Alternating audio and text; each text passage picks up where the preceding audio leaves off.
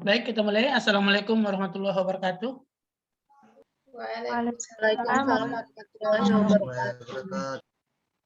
Ya, pada hari ini kita akan membahas tugas-tugas yang telah dikumpulkan ke saya mengenai proposal.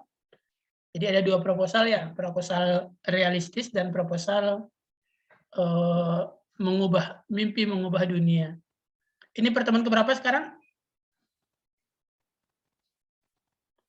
Ke-6 ya? Pertemuan keberapa? Ke-6, Pak. Ke-6 ya. Jadi yang saya baca itu ada sekitar 30 proposal, jadi belum saya baca semua. Nah, tapi ya seperti yang kita pelajari dalam teknik sampling, biasanya dari 30 ini sudah mencerminkan kasus dari sebagian besar proposal yang Anda kirim. Ya, kemarin juga dari nilai kuis, waktu kita sampel 10 mahasiswa itu rata-ratanya 70,82. Setelah saya periksa semuanya, itu rata-ratanya sekitar 69, jadi tidak berbeda jauh. Jadi minggu lalu kan kita 2 minggu lalu kita sampaikan bahwa sampel itu ada toleransi 5% kesalahan. 5% lebih atau 50% kurang. Jadi kalau rata-rata 70,82, 5%-nya berapa, Cesi? 5% dari 70? Atau 71 lah? Nah, cak mana matematiknya kok. Berapa? 5% dari 70. Tinggal bagi 2, 7 bagi 2. 3,5 ya. Jadi 71 kurang 3,5 sekitar 67,5. 71 tambah 3,5 sekitar 74,5. Jadi kalau nilainya masih di antara 67,5 sampai 74,5 berarti sistem sampling kita betul. Ya. Jadi memeriksa 10 orang hasilnya rata-ratanya sama dengan memeriksa seluruh kelas. Nah, juga hari ini saya membaca sekitar 30 proposal yang Anda kirim. Kemungkinan tren atau polanya juga tidak akan berbeda ketika saya membaca seluruh proposal. Ya, mohon maaf bagi yang belum saya baca proposalnya, tapi nanti akan saya ambil nilainya, saya akan baca semuanya. Ya, jadikan sebagai nilai tugas. Ada yang beberapa, saya yakin nggak paham dengan yang ditulisnya karena ngambil dari internet. Ada beberapa yang high class, jadi memang berpikirnya itu out of the box ya, jadi di luar kebiasaan. Oke, kita lihat yang saya rangkum.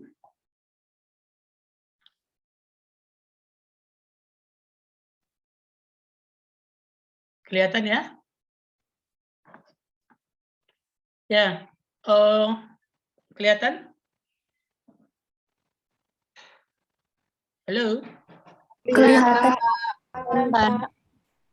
Kenapa pada dimatikan sama mikrofonnya? Ada yang jualan di situ? Ya, yang pertama sebagian besar trennya adalah, ya ini yang saya katakan tadi, tidak berpikir bebas, jadi tidak membebaskan pikirannya. Jadi pada proposal yang mimpi mengubah dunia itu, saya lihat proposalnya itu proposal standar. Jadi misalnya kita lihat contohnya ya,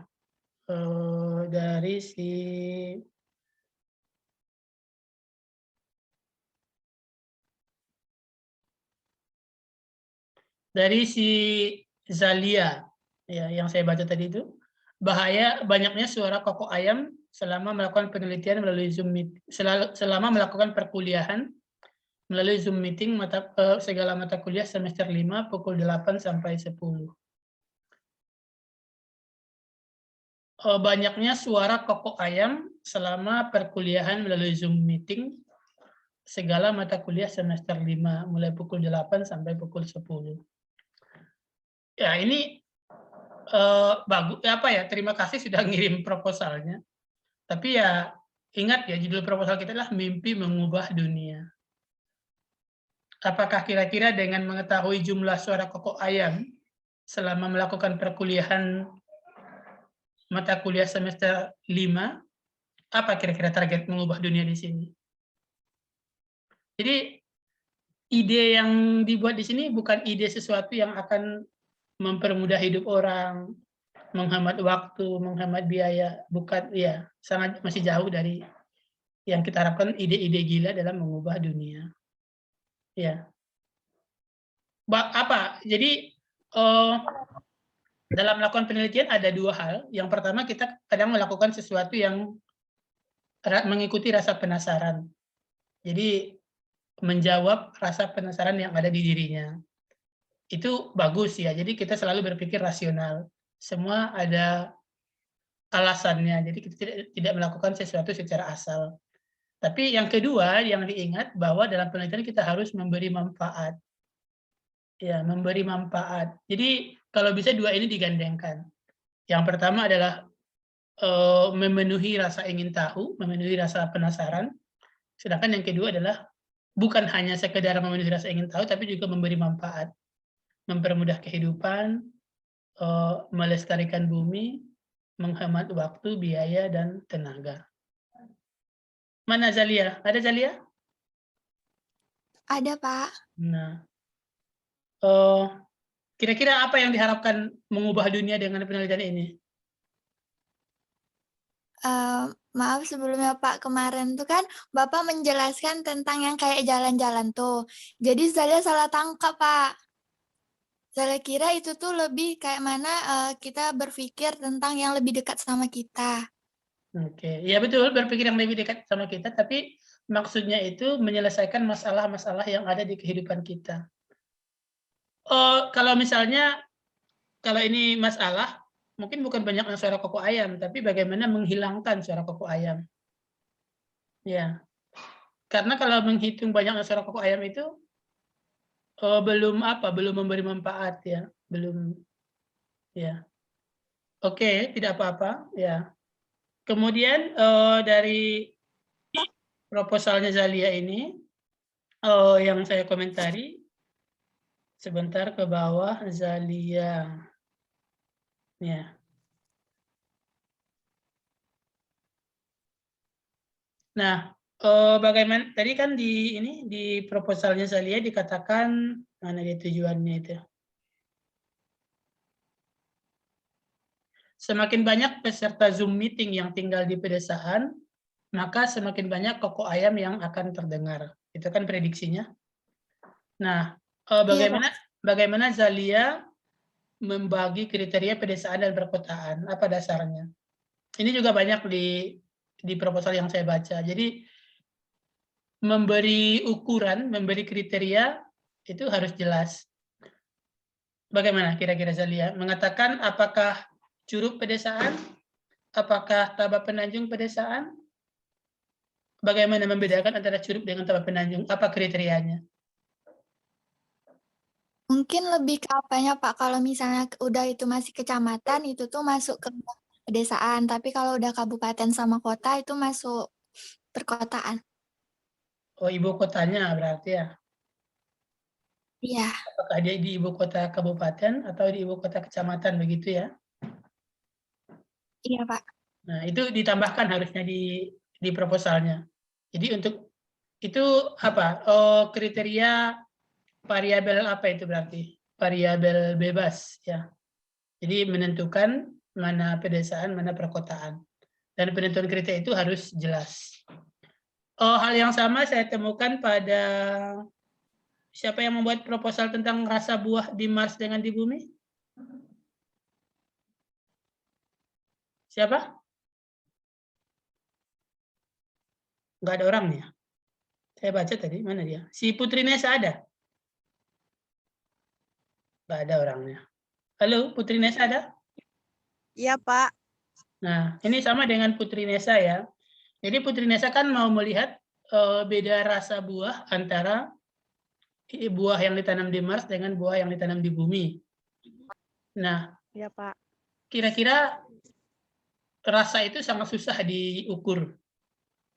Kalau Putri Nesa mengatakan manis, belum tentu Siba mengatakan manis. Ya, Nah, bagaimana kriteria kita mengatakan rasa buahnya itu manis, asam, atau pahit? Pakai lidah siapa?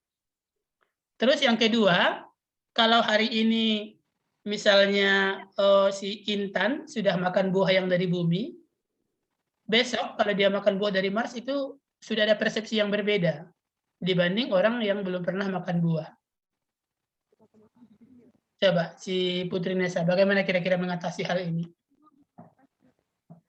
Ini Pak, kemarin tuh mau bikin analisis apa namanya? Analisis korelasi. Nah, itu pakai kriteria yang sangat manis, manis gitu Pak, Ya betul. atau pahit. Misalnya berikan ke si Heru kuesioner sangat manis, manis, kurang manis. Dasarnya apa? Kapan si Heru harus mengatakan sangat manis? Apakah matanya meremelek gitu? Apa ciri-cirinya dikatakan sangat manis? Mungkin bisa dibandingkan antara yang dari bumi sama yang dari Mars, Pak, perbedaannya. Orang yang sama Iya, Pak. pada saat yang berdekatan. Itu akan memberi efek ya ketika kita sesudah makan sesuatu yang manis, maka berikutnya yang akan kita makan itu akan terasa kurang manis. Jadi kalau sudah misalnya ya kita sudah makan gula ya, jadi walaupun buah duku yang kita makan manis itu akan terasa kurang manis karena efek gula tadi masih tinggal di mulutnya. Mungkin bisa di ini ya ke yang arah terukur. Mungkin bisa ke deteksi kadar glukosa atau deteksi kadar fruktosa. Jadi seperti yang kita bahas itu penelitian dengan manusia ini sangat susah mengontrolnya. Karena tidak ada dua manusia yang sama persis dan ketika manusia tersebut diberikan satu perlakuan, maka akan mempengaruhi perlakuan berikutnya. Jadi tidak bisa dinolkan. Ya, seseorang yang telah diberi buah manis mungkin perlu 2 jam, 3 jam untuk menghilangkan ingatan dia tentang rasa manis tersebut. Sehingga dia memberi respon yang sama ketika kita beri perlakuan yang kedua. Ya, begitu Putri Nesa. Untuk semuanya juga begitu.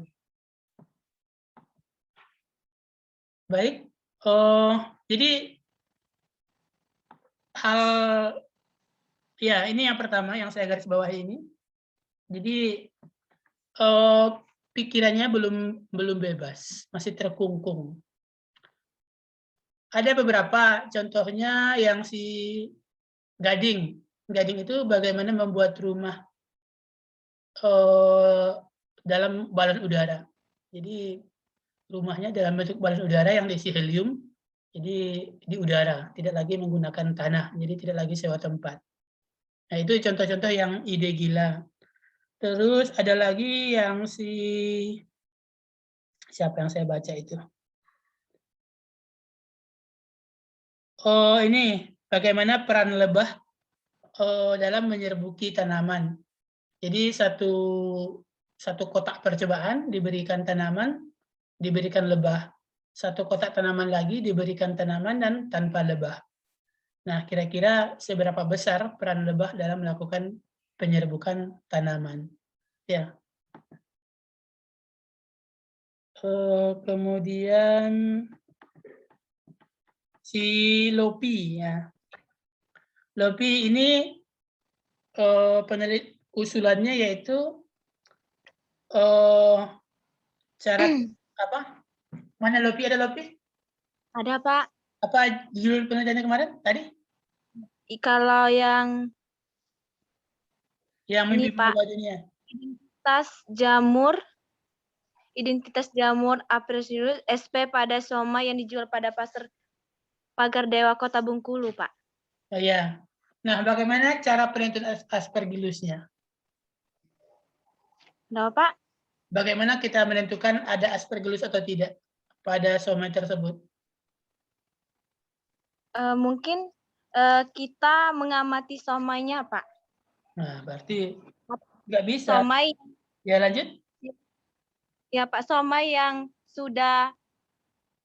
sudah dimasak tapi dipendamkan 1 hari apa 2 hari, Pak? Ya, jadi oh, ini mungkin teknis ya. Jadi kalau untuk cara kerja benda aspergillus biasanya dibawa ke lab ya. Jadi sampel somainya dicolek sedikit, kemudian colekannya dihidupkan pada media. Sudah ngambil mikrobiologi belum? Semester 5 belum? Belum, Pak.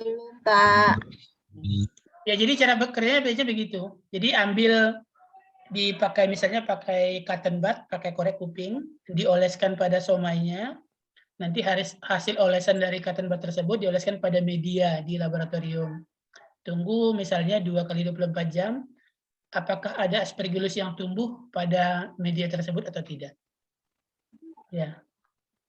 Begitu biasanya kita mendeteksi, misalnya yang sering kasus itu kan keracunan pada pesta. Nah, caranya juga begitu. Jadi sampel makanannya diambil, kemudian dihidupkan pada media, setelah 2 hari, 3 hari dicek kira-kira bakteri apa saja yang tumbuh di media tersebut. Begitu biasanya cara mendeteksi keberadaan mikroorganisme. Ya. Kemudian yang silopi menentukan prediksinya belum pas. Sebentar saya buka. Oh, lopi. Mana punya silopi ini? Siba. Ini ya.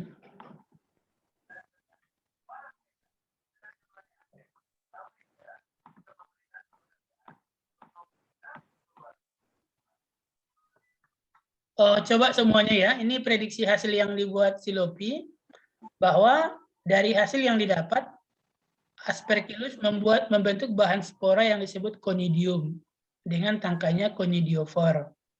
Koloni berwarna abu-abu, hitam, kuning, atau coklat.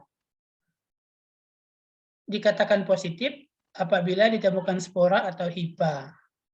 Ya, di bawah mikroskop menggunakan perbesaran 10 kali 10 dan 10 kali 40.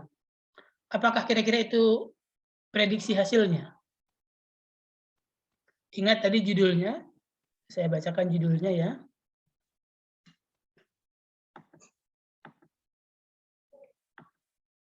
Judulnya, identifikasi jamur Aspergillus pada somai yang dijual di Pasar Pagar Dewa, Kota Bengkulu.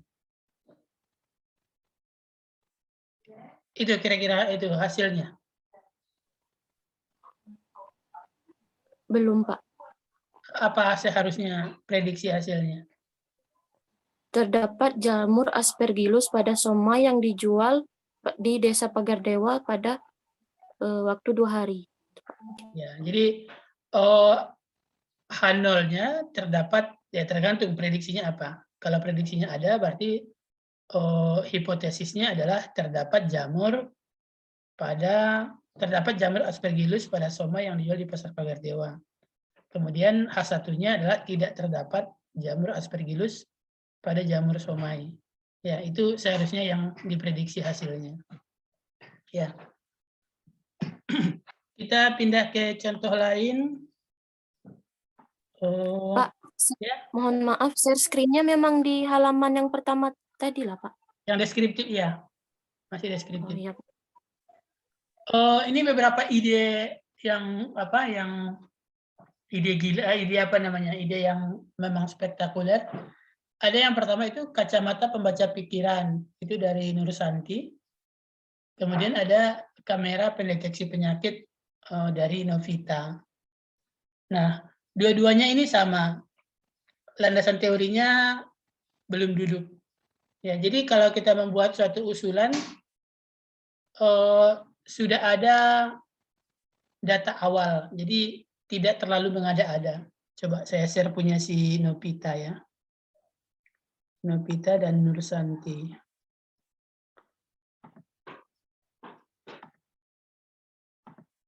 Novita.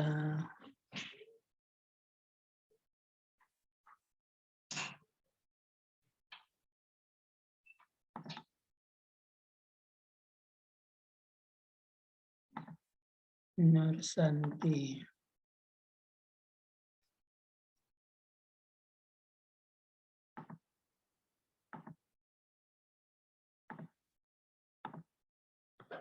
Kelihatan ya punya Novita? Kelihatan, Pak.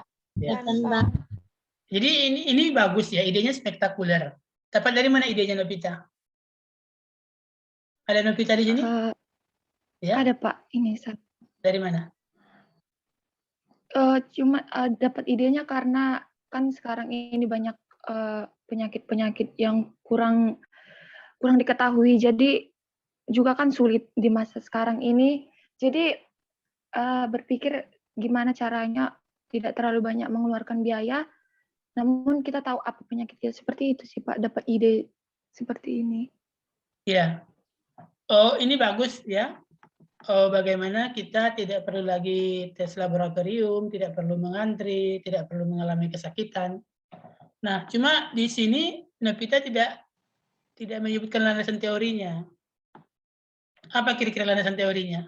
Jadi tidak mungkin kita mengatakan apa misalnya ya, terbang menggunakan skateboard kalau belum ada penggunaan skateboard di jalan. Jadi penelitian itu bertahap. Nah, sudah adakah kira-kira penelitian atau pengaplikasian sinar untuk mendeteksi penyakit pada manusia? Ada nggak kira-kira? Seperti sinar X itu kan juga mendeteksi penyakit, Pak. Nah itu Mungkin landasan teorinya dari situ. Kenapa tidak disebutkan itu di landasan teori? Sehingga kalau itu nggak disebutkan, orang menganggap bahwa ini mengawang-awang, tidak ada dasarnya. Jadi membuat landasan teori itu, si Novita mengatakan bahwa sinar itu sudah bisa digunakan untuk mendeteksi penyakit. Ya, misalnya dengan menggunakan sinar X atau menggunakan sinar ronsen. Nah, ada peluang untuk pengembangan sinar ini untuk mendeteksi penyakit-penyakit lain, bukan hanya untuk memoto kondisi tulang. Ya, jadi landasan teorinya harus ada. Jangan langsung loncat sehingga orang menganggap bahwa itu mustahil dilakukan. Nah, landasan teori si Novita itu nggak ada di sini. Jadi sampaikan hal-hal yang sudah dilakukan orang terkait mirip-mirip lah penggunaan kamera dalam mendeteksi penyakit. Walaupun bukan kamera, karena kamera nanti punyamu. Tapi hal-hal yang mirip-mirip dengan kamera, misalnya cahaya, ya, itu disebutkan di landasan teori. Sehingga ada peluang bahwa penelitian ini mungkin untuk dilakukan. Bukan sesuatu yang masih jauh. Ya. Begitu apa Novita. Iya, Pak. Ini berarti deskriptif ya. Berikutnya kita share yang punya si Nursanti.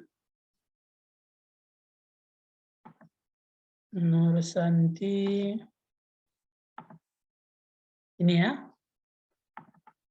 Meminimalisir tingkat kriminalitas di jalanan dengan kacamata pembaca pikiran. Lihat slide yang saya share. Terlihat, Pak.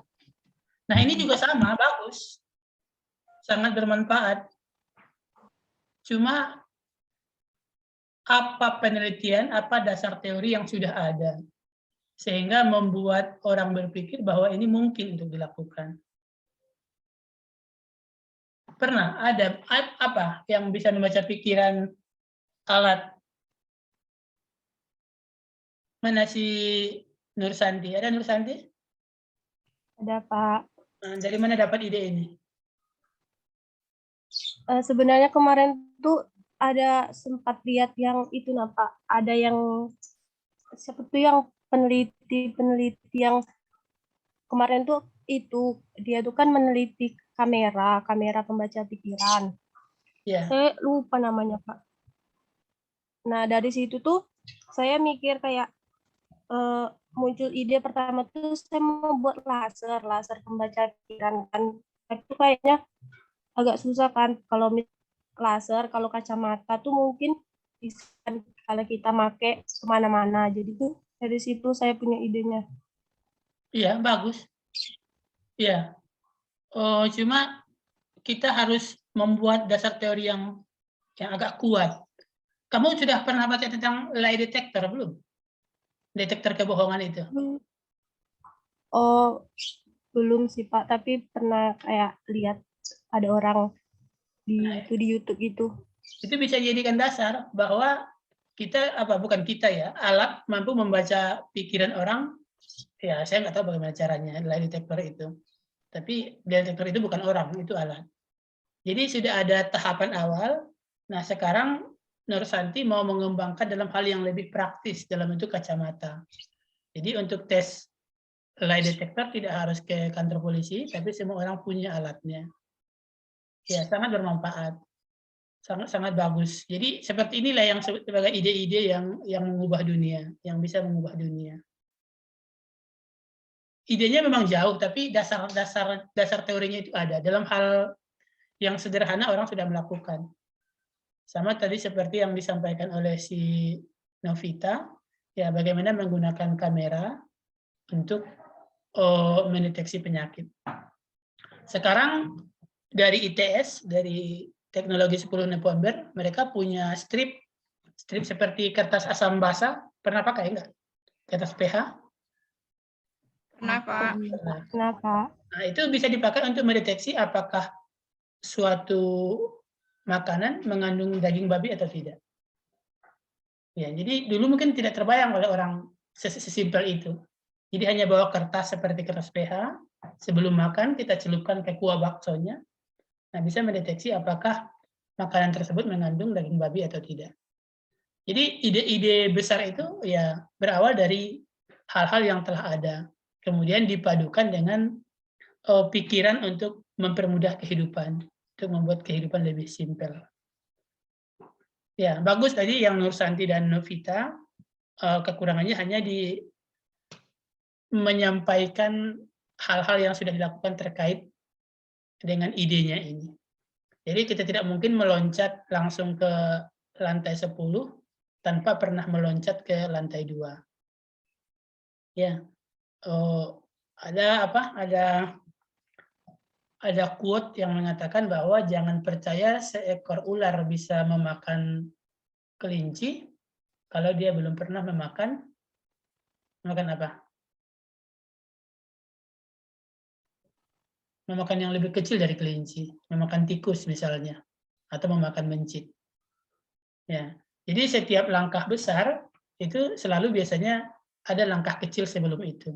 Sudah ada dasarnya. Tidak tiba-tiba langsung membuat suatu yang spektakuler. Jadi penelitian juga begitu. Setiap penelitian besar itu biasanya si peneliti sudah membaca penelitian-penelitian terkait dalam hal-hal yang lebih kecil.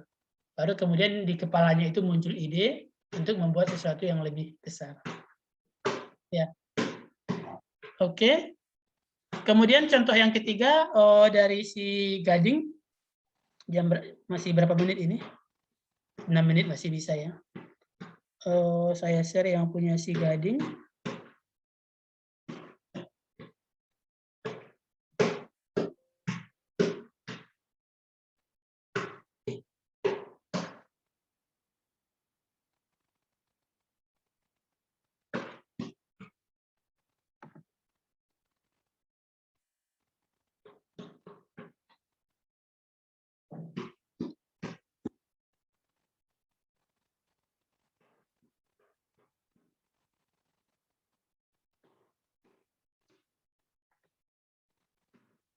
Kelihatan ya?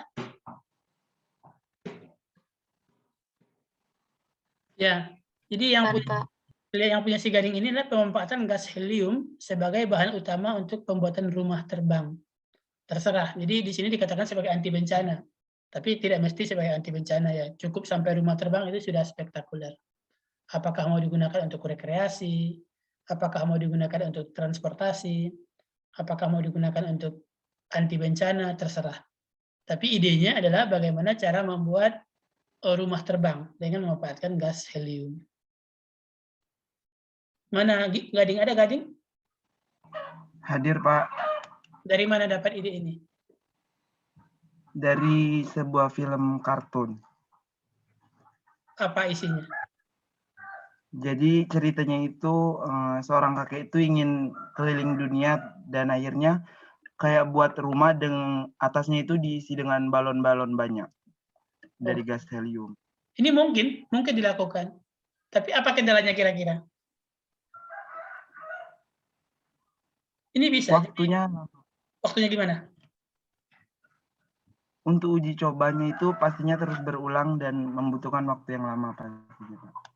Kemudian gas helium ini ada masanya. Jadi balon terbang itu mungkin 2 jam, 3 jam turun lagi. Nah, jadi kalau mau seperti ini harus ada isi ulang gas helium. Jadi tidak bisa selamanya di udara, harus ada periode mendarat. Jadi mungkin 2 jam, 3 jam, harus mendarat lagi ke bumi, isi ulang gas helium, baru terbang lagi. Ya. Ya, ini ide yang bagus. Ya, untuk transportasi, untuk rekreasi. Cuma mungkin ya dari masalah biaya. Berapa biaya yang dibutuhkan untuk mengangkat 1 atau 2 orang. Untuk berapa lama kira-kira dia bisa terbang. Kemudian pakai kemudi mungkin ya. Jadi kalau biasanya kan gas helium itu terbangnya tidak bisa diprediksi. Terbangnya mengikuti arah angin. Nah, kita harus buat yang rumah terbang ini terbangnya mengikuti kehendak kita. Jadi bisa digunakan sebagai transportasi misalnya dari Bengkulu ke Jakarta. Jadi jangan gasnya terbang ke arah Enggano. Ya, jadi harus ada kemudinya, harus ada setirnya. Ya. Ini contoh-contoh yang mimpi mengubah dunia. Tapi sebagian besar saya lihat itu belum ke arah yang spektakuler seperti ini, masih berupa hal-hal ada, sebentar saya cari lagi, seperti yang Mia, kemudian yang Sela, Bella, ya, belum spektakuler ya, idenya itu belum, bukan untuk mimpi mengubah dunia, belum sampai ke situ. Ya, itu yang saya temukan sebagian besar dari proposal yang telah dikumpulkan. Ada yang mau disampaikan dulu sebelum kita pindah ke masalah yang kedua? Persoalan terbesar, persoalan ya sebagian besar. Ada yang mau disampaikan dulu? Ini tinggal 2 menit 13 detik.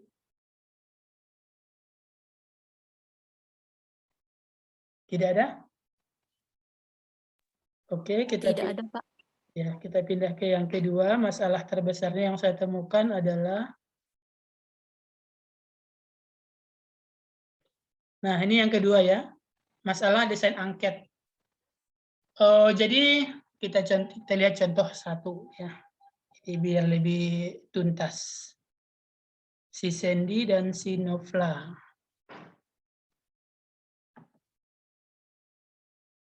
Atau di bawah siapa ini? Tulisannya belum tuntas. Si Sally dan Siba. Sally, Siba. Kita putuskan aja lah dulu. Ini tinggal 1 menit 19 detik. Saya tutup dulu ya, baru masuk lagi. Baik, Pak. Ini pakai yang gratisan jadi begini.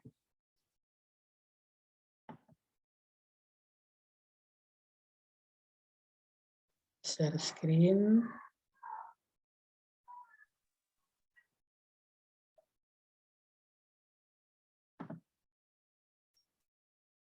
Sally Karisma Oktaviani. Kelihatan ya punya si Sally Karisma? Kelihatan? Belum kelihatan, Pak. Belum, Pak. Belum? Udah. Kelihatan, Pak. Oh, ini Sally ngambil dari mana? Kenapa ada Kabupaten Kupang di sini? Ambil dari Google, Pak. Copy paste? Iya. Ya. Ya. Maaf, Pak, belum paham soalnya. Iya, dicoba ya kan kemarin sudah kita sampaikan cara-caranya. Ya, jadi tugas-tugas yang Anda kumpulkan itu nanti saya jadikan sebagai ya salah satu untuk presentasi nilai ya. Jadi kita sudah ada tugas 3 kalau saya tidak salah.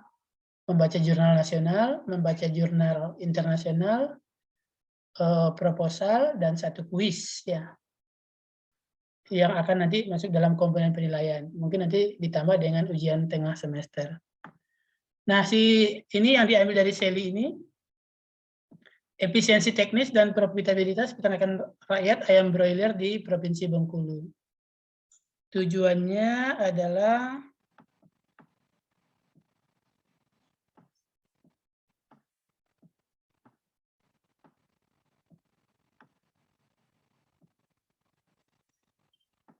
efisiensi teknis dan profitabilitas peternakan rakyat ayam broiler di Bengkulu sudah tergolong baik. Nah, ini kira-kira apa target yang harus kita tanyakan kepada peternak sehingga kita bisa mengatakan bahwa peternak Bengkulu sudah efisien dan sudah profitabil dalam melakukan peternakan ayam rakyat. Coba, saya kasih waktu 4 menit sampai 8.55. Coba kira-kira kalau bisa susun pertanyaannya, pertanyaan apa yang kita ajukan ke peternak, sehingga kita dapat data bahwa mereka sudah efisien dan sudah profitabel dalam melakukan peternakan. Atau kalau belum bisa merumuskan pertanyaannya, coba buat target-target yang harus kita dapatkan. Coba. 4 menit sampai 8.55. Paham yang saya minta?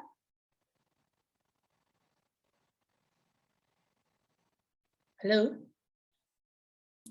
Paham, Pak. Paham ya? Iya. Jadi coba rumuskan. Ini penelitian sosial, masalah utamanya adalah di angket. Kalau angketnya tidak jelas, maka hasilnya nanti akan tidak jelas. Jadi mungkin 30% dari pelaksanaan penelitian sosial itu adalah membuat instrumen, ya, membuat angket.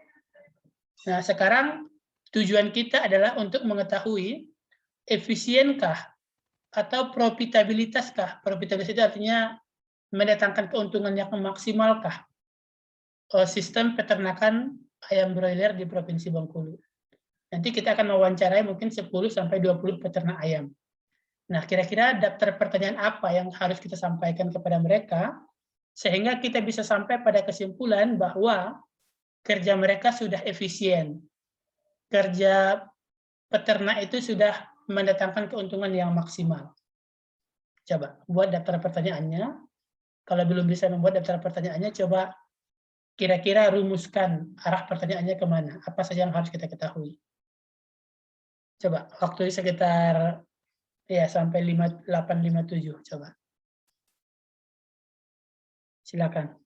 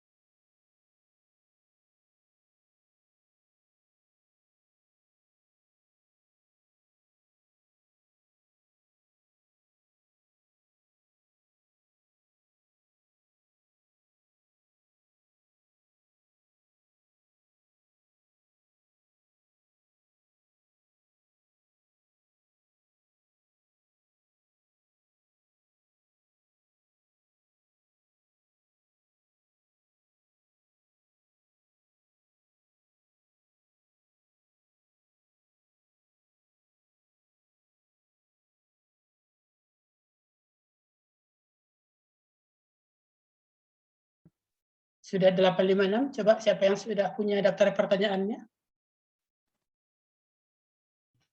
Coba saja, nggak apa-apa. Feni, Pak. Coba Penny. Yang pertama, apa kendala dalam beternak ayam broiler, Pak? Terus yang kedua, dalam 1 bulan berapa banyak hasil telur ayam yang menetas? Yang ketiga, saat bertelur, 1 ayam dapat menghasilkan berapa telur? Yang keempat, bagaimana pemberian makan pada ayam broiler? Yang kelima, bagaimana cara menjaga kesehatan ayam broiler? Dan yang keenam, bagaimana situasi kandang ayam broiler agar lebih maksimal dalam perkembangbiakannya, Pak? Oke. Yang pertama tadi kendala berapa telur. Ini pakai satu waktu ya, misalnya telurnya per hari, telurnya per bulan. Kemudian bagaimana pemberian makan, bagaimana pemeliharaan kesehatan. Apakah ini kira-kira sudah akan menghasilkan data keuntungan? Ingat tadi kita kata kunci yang mau dikejar adalah keuntungan. Oke, terima kasih, tidak apa-apa, Penny. Ada yang mau menambahkan? Putri izin menambahkan, Pak. Ayo, Putri. Menambahkan. Putri dulu. Mungkin bagaimana hasil penjualannya per bulan? Apakah meningkat atau menurun setiap bulannya? Kemudian berapa pengeluaran dan pemasukan untuk biaya perawatan mulai dari pangan dan kandangnya, Pak? Oke. Meningkat atau menurun, kemudian pengeluaran. Pengeluaran dan pemasukan dari penjualan ayamnya. Baik, lanjut. Siapa satu lagi tadi yang mau bersuara? Siapa tadi? Iya, Pak. Coba. Ayo, Zalia. Mungkin mirip sama Nesya tadi, Pak. Seberapa persen keuntungan yang didapatkan pada setiap bulannya dari peternakan tersebut? Kemudian, kira-kira apakah ada ayam yang mengalami gagal tumbuh dalam proses peternakan? Jadi dibandingin mana yang lebih besar, ayam yang hidup ataupun ayam yang mati? Oke, ya. Terima kasih. Jadi ini yang saya maksudkan. Jadi Anda paham membuat daftar pertanyaan itu yang mengacu kepada tujuan. Jadi ketika diminta sebuah desain penelitian, Anda sudah membayangkan apa targetnya dan bagaimana cara mencapai target tersebut. Jadi tidak membuat desain kosong. Ya. Walaupun tadi mungkin masih perlu penyempurnaan yang dari Putri, yang dari Zalia maupun dari Feni, tapi ada bayangan. Mungkin untuk lebih pasnya, berapa total pemasukan per bulan, berapa total pengeluaran per bulan, pemasukan terbanyak dari mana, daging kah, telur kah, kotoran kah, pengeluaran terbanyak untuk apa, untuk makan kah, untuk kandang kah, untuk lampu kah, untuk kesehatan kah. Terus sama tadi yang dari Zalia, bagus pertanyaannya, berapa persen yang ayam gagal tumbuh. Terus penyebab mereka gagal tumbuh apa? Terus ayam tipe mana yang bertelur setiap hari? Ayam tipe mana yang jarang bertelur? Jadi sehingga kita bisa melihat ya apakah peternakan mereka itu sudah efisien dan sudah mendatangkan keuntungan yang maksimal. Ya, jadi ingat ya, penelitian sosial yang dalam bentuk wawancara, dalam bentuk lembar observasi, dalam bentuk angket, itu harus hati-hati betul menyusun daftar pertanyaannya. Kalau daftar pertanyaannya, ya makanya daftar pertanyaan itu harus divalidasi. Jadi kalau membuat angket, ya validasi 2 orang. Misalnya dari dosennya atau dari siapa, dari guru, ya sehingga orang tersebut tahu bahwa pertanyaan ini nanti akan dapat mencerminkan hasil. Jadi pertanyaannya itu tidak mengawang-awang, memang mengarah ke tujuan. Ya. Oke, kita ambil satu contoh lagi dari Seli Puspita. Saya share screen. Nanti saya minta juga membuat daftar pertanyaan. Seli Puspita. Oke, kelihatan ya. Dari Seli Puspita itu adalah pengobatan angin duduk menggunakan ayam kampung di masyarakat Kaur. Oke, tujuannya adalah untuk mengetahui apakah pengobatan secara penggunaan ayam kampung efektif atau tidak dalam mengatasi penyakit angin duduk. Ini dikatakan metodenya observasi, wawancara, dan dokumentasi. Nah, kira-kira kalau dalam bentuk wawancara, seperti apa pertanyaan yang harus kita sampaikan kepada para dukun di sana? Atau kira-kira pas nggak ini menggunakan teknik wawancara? Atau mungkin lebih pasnya menggunakan teknik kontrol eksperimen. Jadi ada yang penyakit duduk, satu diobati dengan ayam kampung, yang satu lagi itu tidak diobati dengan ayam kampung. Kira-kira mana yang sembuh duluan? Ya. Kesimpulan, ayam kampung dapat mengobati angin duduk. Si Seli tadi ya, ada Seli di sini, Seli Puspita? Ada, Pak. Ini kalau ini menurut saya belum desain penelitiannya belum pas. Coba saya minta pendapat sebelum saya menyampaikan pendapat. Coba saya minta pendapat si Dina Utfatul Latifah. Kira-kira kalau penelitian ini bagaimana desainnya? Kita mau melihat apakah pengobatan ayam kampung efektif atau tidak mengobati penyakit angin duduk. Nah, kira-kira bagaimana desain penelitiannya?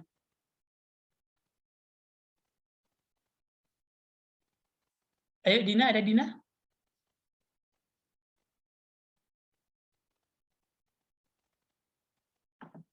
Mana Dina tadi? Mungkin metode eksperimen tadi, Pak. Coba dijelaskan.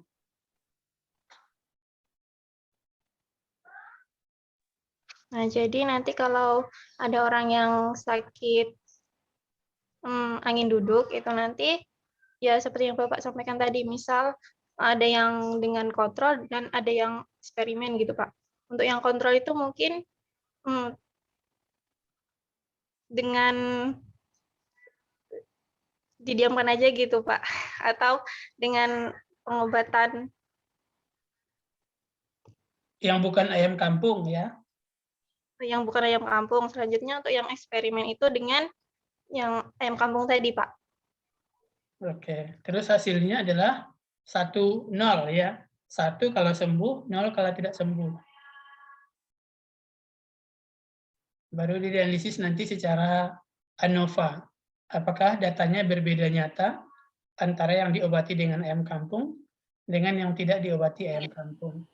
Ya. Jadi ini Seli berarti desain penelitiannya salah. Jadi bukan pakai lembar observasi, bukan pakai angket. Tapi ini adalah dalam bentuk model kontrol versus eksperimen. Ya. Kalau yang penelitian yang dibuat kemarin tuh Pak, ngelihatnya pakai ini Pak, etnomedicine. Jadi dia tuh cuma mendokumentasikan pengetahuan dari masyarakat Pak. Oke, kalau mendokumentasikan berarti judulnya itu bukan pemanfaatan ayam kampung dalam pengobatan tradisional.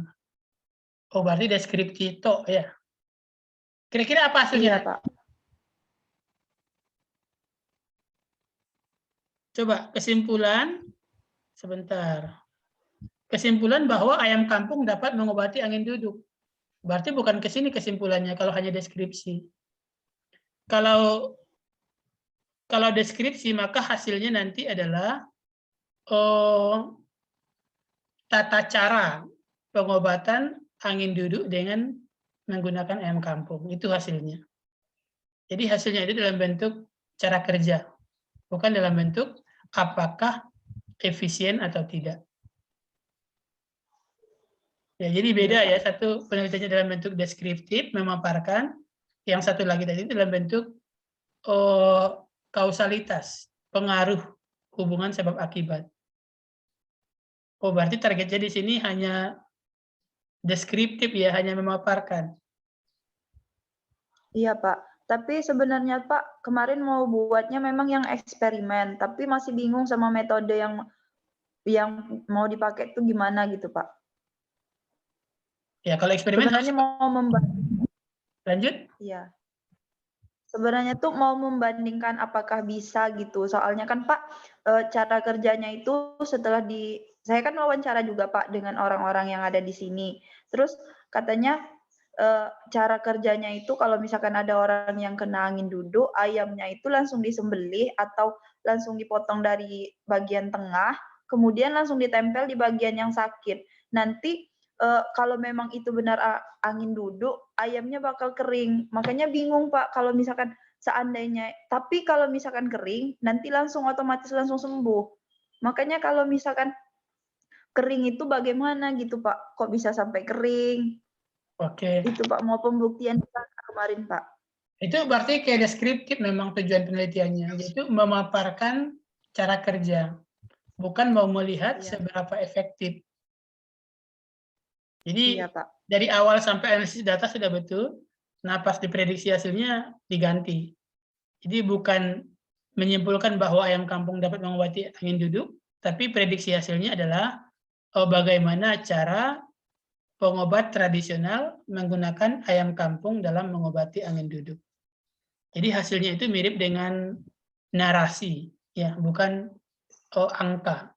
Penelitiannya berarti kualitatif, bukan kuantitatif. Ya. Iya, Pak. Oke, kita belajar satu lagi dari proposalnya si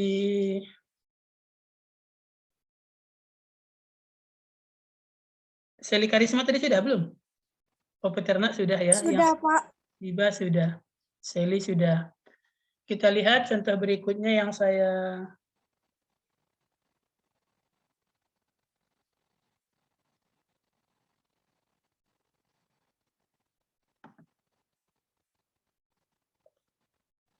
Oke, ini loading.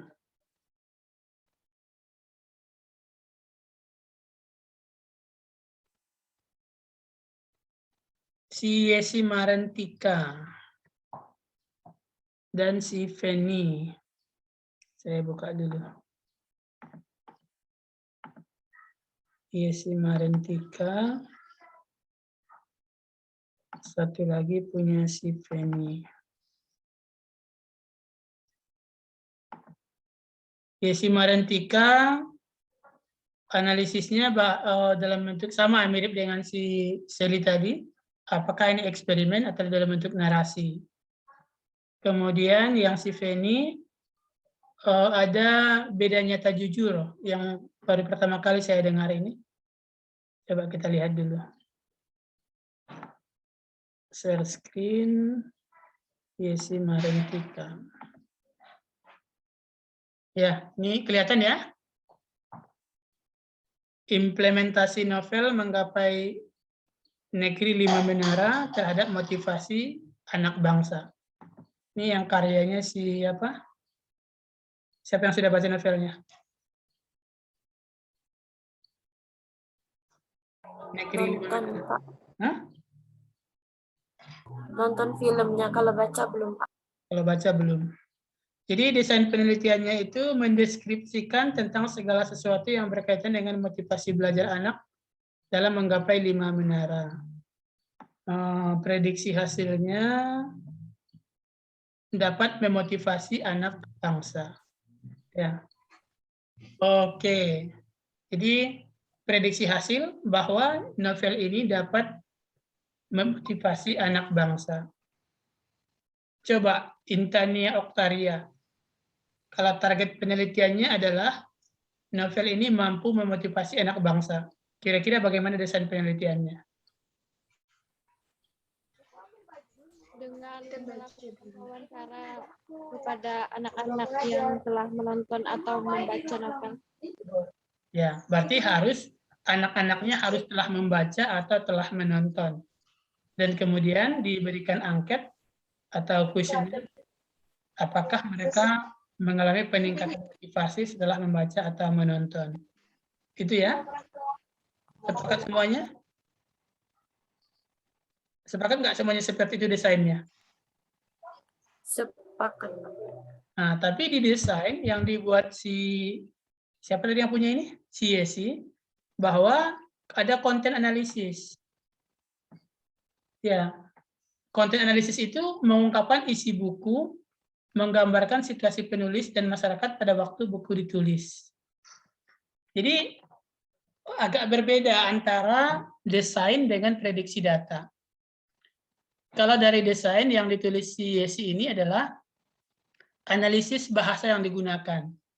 Apakah misalnya oleh orang pakar bahasa, pakar novel, apakah bahasa yang digunakan dalam novel Menggapai Negeri Lima Menara mampu memotivasi anak bangsa. Jadi bukan dalam bentuk diberikan ke pembaca, tapi analisis ahli.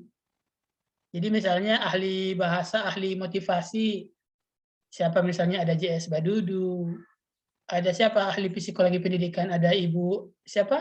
Ani, apa namanya yang psikologi dari JIP itu? Siapa yang ngajar psikologi pendidikan waktu semester 2?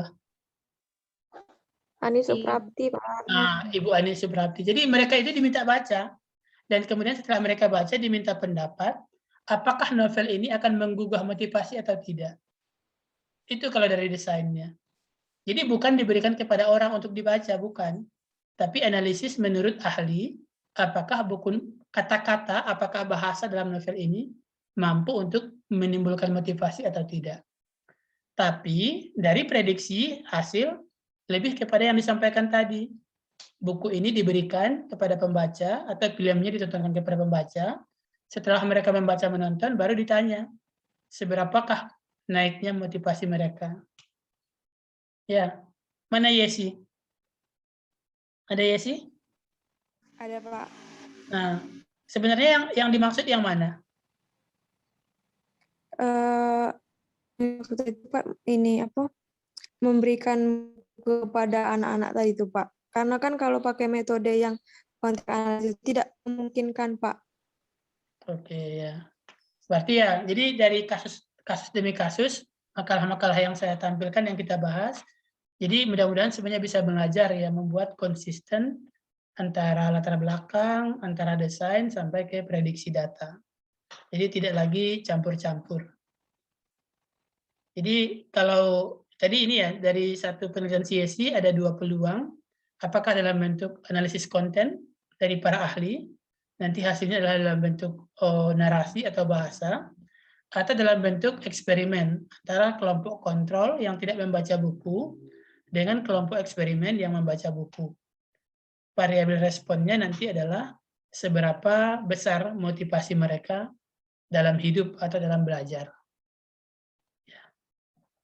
Oke, kita lihat contoh satu lagi dari si Feni.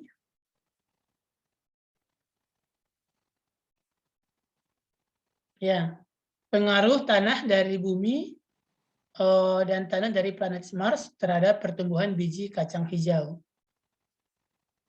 Kita lihat latar belakang oke, untuk menambah luas area pertanian, kemudian ditanam, kemudian dilakukan pengamatan. Yang saya komentari di sini adalah ada uji beda nyata jujur. Itu dapat dari mana, Penny? Ada Penny? Ada, Pak. Kemarin tuh Pak udah nyari-nyari kan Pak bagaimana cara menganalisis datanya Pak. Nah terus tuh ngeliat lah kan Pak contoh jurnal kan Pak pakai uji BNJ ini. Menurut Feni bisa Pak pakai uji ini di penelitian yang proposal mimpi ini Pak. Berarti yang kamu bandingkan apa? Apa nanti yang dibandingkan dari penelitian ini? Yang saya bandingkan itu kan Pak, apa namanya, tanahnya kan Pak, perlakuannya, terus tuh kan uji BNJ ini kan Pak untuk melihat perlakuan sama apa ya? Jadi setiap perlakuan itu dirata-ratakan, Pak. Yang diuji beda itu yang hasilnya ya. Jadi kalau tanahnya, jadi hasilnya itu misalnya tinggi tanamannya, Tinggi tanamannya, Pak. itu kan BNJ ya, kalau umum kita pakai ANOVA namanya, Analysis of Variance. Apakah dua kelompok perlakuan berbeda nyata atau tidak? Atau paling gampangnya pakai t-test waktu biostatistik. Ya. Jadi bisa kita analisis apakah dua perlakuan ini berbeda nyata atau tidak, tingginya, jumlah daunnya, jumlah buahnya, ya pakai ANOVA, Analysis of Variance. HSD itu apa? Untuk mencari nilai HSD.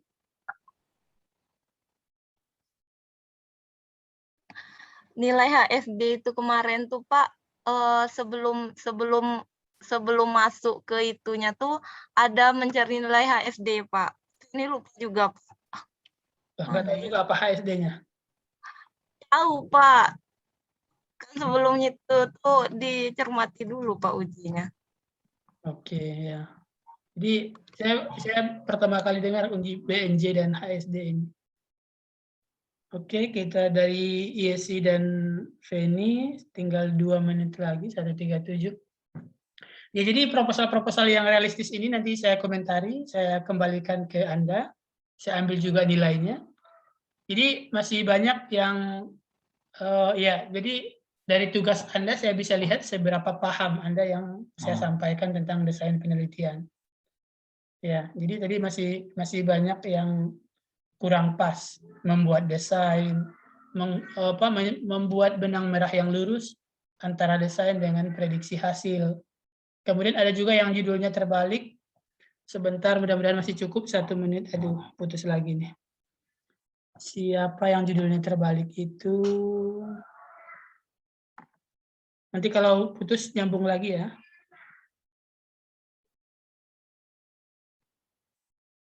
Ada si Bella ini, ada si Sela. Siapa tadi satu lagi?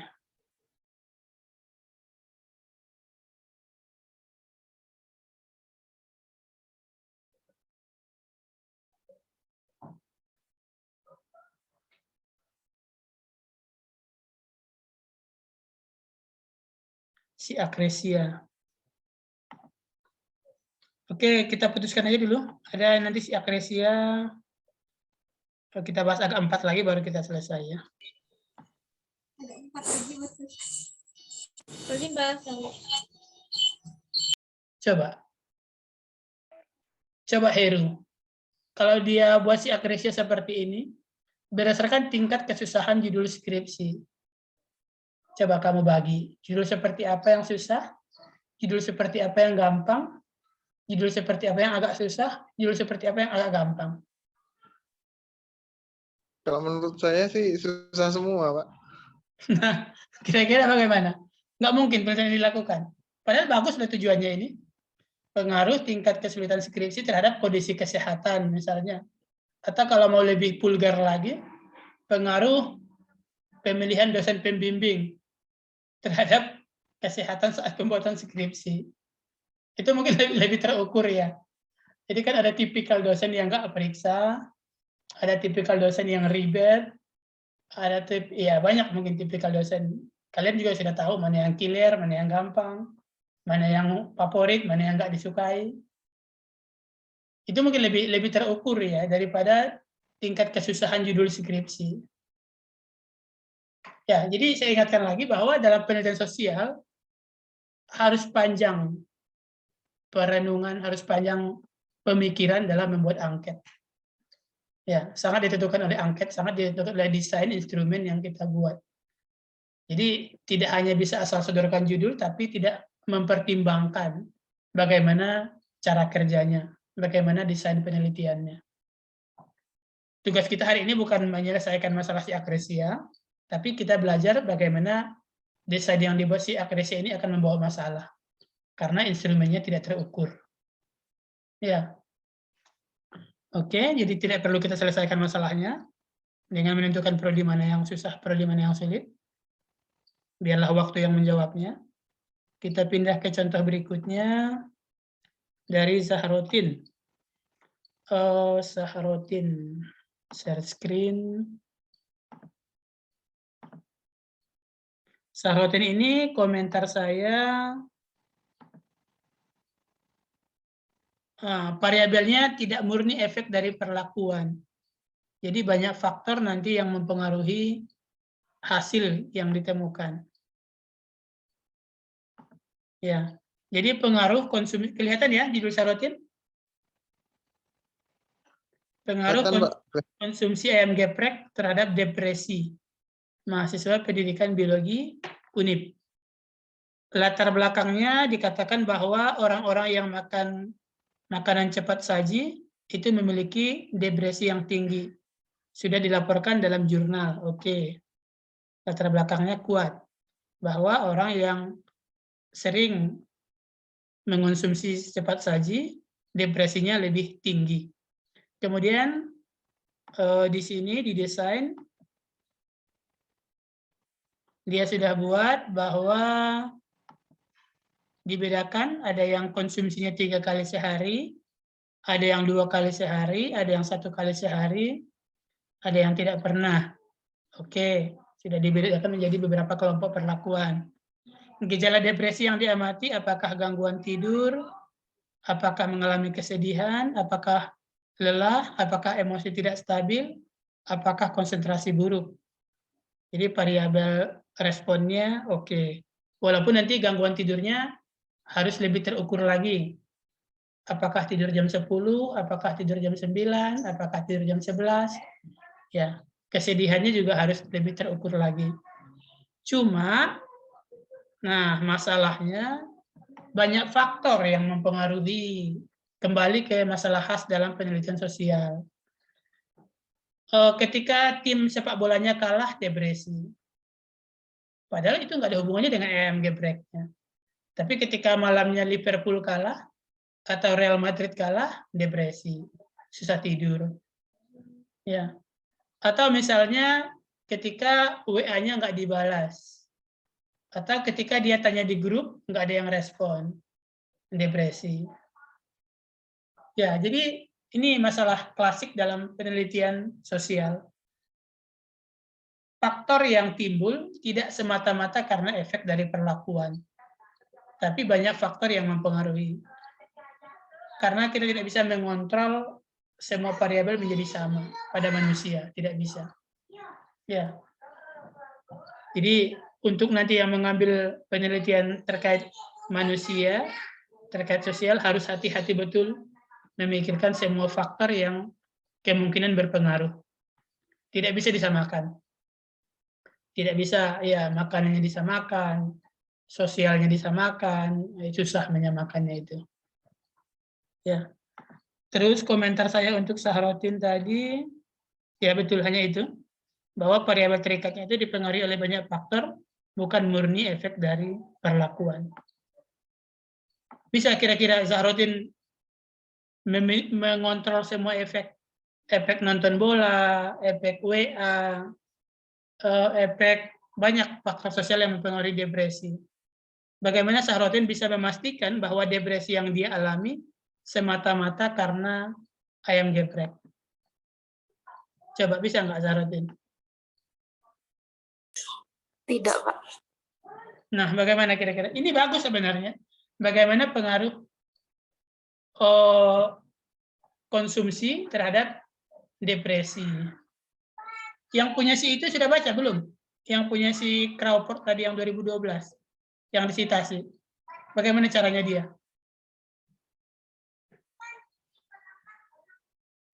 Belum baca? Dia kemarin pakai kuesioner juga, Pak. Terus menyamakan itunya gimana? Variabel kontrol antar manusianya bagaimana? Tidak disamakan, Pak. Jadi memang di hasilnya tuh disebutkan bahwa hasilnya tuh belum tentu terbukti efek apa? Belum tentu terbukti benar begitu, Pak. Makanan cepat saji ya. Ya. Jadi mungkin 3 minggu lalu sudah saya sampaikan bahwa kalau penelitian murni itu bisa dikatakan hampir pasti kenyataan hasilnya, hampir pasti kenyataan yang sesungguhnya. Tapi kalau penelitian sosial, penelitian pendidikan itu tingkat keakuratan hasil itu rendah karena banyak faktor yang mempengaruhi. Ya, seperti itu. Ini kita ketemu contohnya di proposal Saharotin. Oke, kita bahas 2 lagi. Ini punya si Bella dan punya si Sela. Punya si Bella, komentar saya, mana dia Bella? Si Bella penelitiannya jangka panjang, tidak cukup 2 minggu. Kalau si Sela, bagaimana membedakan masyarakat kesepian dengan tidak kesepian? Kita lihat. Si Bella dan si Sela. Si Bella duluan. Ini ya. Pengaruh IPK, apakah IPK berpengaruh terhadap tingkat memperoleh pekerjaan? Apakah orang-orang dengan IPK tinggi akan lebih cepat memperoleh pekerjaan? Bagus ya. Ini pertanyaan yang dari dulu. Apakah ada hubungan antara kemampuan akademik dengan kesuksesan di masyarakat? Nah, tapi desain si Bella ini 2 minggu. Cukup nggak kira-kira 2 minggu? Jadi dia mengamati orang-orang yang melamar kerja, kemudian mendaftar di satu kantor dalam 2 minggu. Kadang proses tesnya itu aja nggak cukup dalam 2 minggu. Sekarang tes CPNS misalnya ya, untuk tes kemampuan dasar misalnya bulan September. Tes wawancaranya baru pada bulan Oktober. Pengumumannya baru pada bulan Februari. Ya. Jadi mana Bella? Ada Bella? Iya, Pak.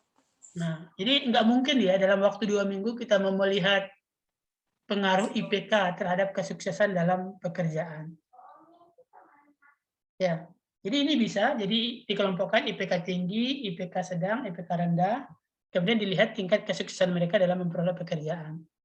Kalau mau lebih lanjut lagi, lihat setelah mereka bekerja 6 bulan atau 10 bulan, apakah mereka berprestasi atau tidak.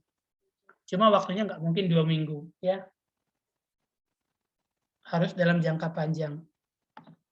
Terakhir kita lihat contoh dari Sela, ya. Share screen. Sela.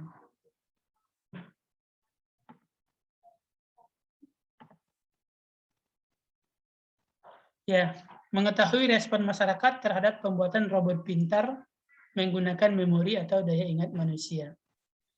Nah, yang saya komentari itu pada prediksi hasil. Ini, pada prediksi hasil dia mengatakan bahwa, saya garis bawahi ya,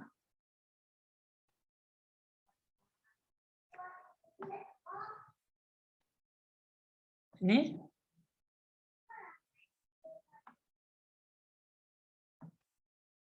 menarik hasilnya. Ini dapat dari mana, Sela? Saya nggak yakin ini buatan sendiri.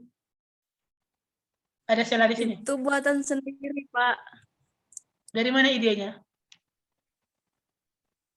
Jadi idenya itu saya nanya sama kawan kalau misalnya ada nggak ide-ide yang menarik gitu. Nah terus kemudian kawan itu kawan itu jawab bahwa saya pernah menonton film ada pembuatan robot untuk mempermudah kegiatan manusia gitu. Nah jadi saya berpikir bahwa di sekeliling kita ini kan bahkan banyak orang yang depresi karena nggak ada teman seperti itu Pak. Jadi saya dari film tersebut saya jadikan dari daya ingat manusia untuk kesepian seperti itu Pak. Ya, jadi dari prediksi hasilnya bahwa orang yang kesepian akan setuju dengan pembuatan robot pintar. Sedangkan orang yang tidak kesepian tidak setuju terhadap pembuatan robot pintar. Nah, kembali, apa dasarnya si Sela membagi orang kesepian dengan tidak kesepian? Satu orang teman kesepian? Coba, semuanya. Ya. Kalau saya kemarin Pak mikirnya orang-orang yang kesepian itu orang-orang yang sudah merasakan kehilangan, misal kehilangan keluarga, teman, kayak gitu Pak. Bukan dalam rumahnya dia sendiri. Ya bisa juga dalam rumah, misal ada yang sudah kehilangan orang tua gitu kan Pak. Nah jadi dengan adanya robot ini, dengan memori apa yang sudah diciptakan seperti orang tuanya, jadi dia tidak merasa kesepian lagi. Nah saya mikirnya kayak gitu Pak. Oke, ya. Yang waktu saya baca proposal ini yang terpikir di kepala saya, seperti umumnya dalam penelitian itu, bagaimana melabel, memberi tingkatan orang yang kesepian dengan tidak kesepian. Hanya dua berarti ya, pilihannya kesepian atau tidak. Tidak ada setengah kesepian, tidak ada seperempat kesepian. Iya Pak, hanya kesepian atau tidak. Berarti binomial ya, 1, 0. 1 tidak kesepian, 0 kesepian, begitu ya. Nah, ini ya masalahnya itu tadi yang harus dipikirkan lebih lanjut. Bagaimana menentukan, melabel apakah Nur Santi itu kesepian, apakah si Lopi itu tidak kesepian, apa parameternya. Itu harus jelas. Jadi jangan ada wilayah abu-abu. Jangan sampai orang yang kesepian, kita masukkan tidak kesepian. Atau sebaliknya, orang yang tidak kesepian, kita masukkan kesepian. Coba yang lain kira-kira, apa parameternya mengatakan kesepian, tidak kesepian?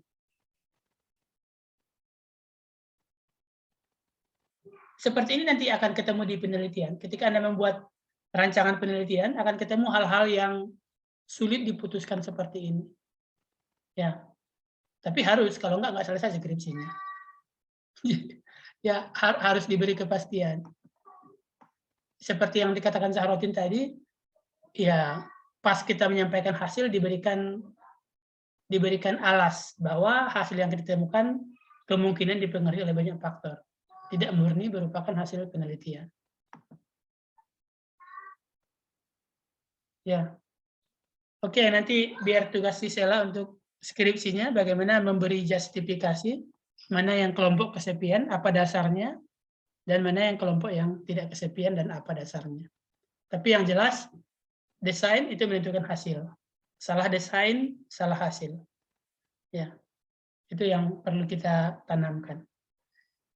Mungkin seperti itu untuk hari ini, sudah 9.42.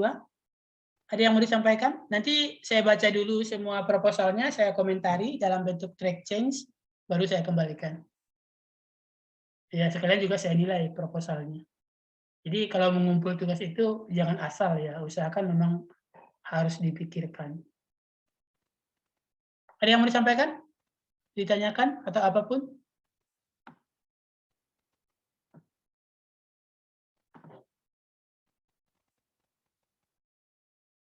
Ada tadi satu yang saya yakin itu bukan buatan sendiri, punya siapa tadi ya? Punya siapa ini dikumpulkan, itu komentar saya. Mana dia? Tadi terbaca punya Rusapa, Pak. Ah, punya Rusapa. Mana Rusapa? Ada Rusapa di sini?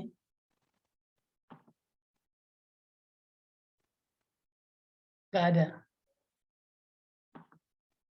Ya. Jadi saya usahakan saya memberi umpan balik terhadap apa yang ya, karena dari tugas saya bisa tahu seberapa kemampuan Anda, paham nggak dengan yang saya sampaikan. Ya, jadi kalau membuat tugasnya asal-asalan, saya nggak tahu apakah Anda paham atau tidak. Ada yang mau disampaikan sampai di sini? So far so good?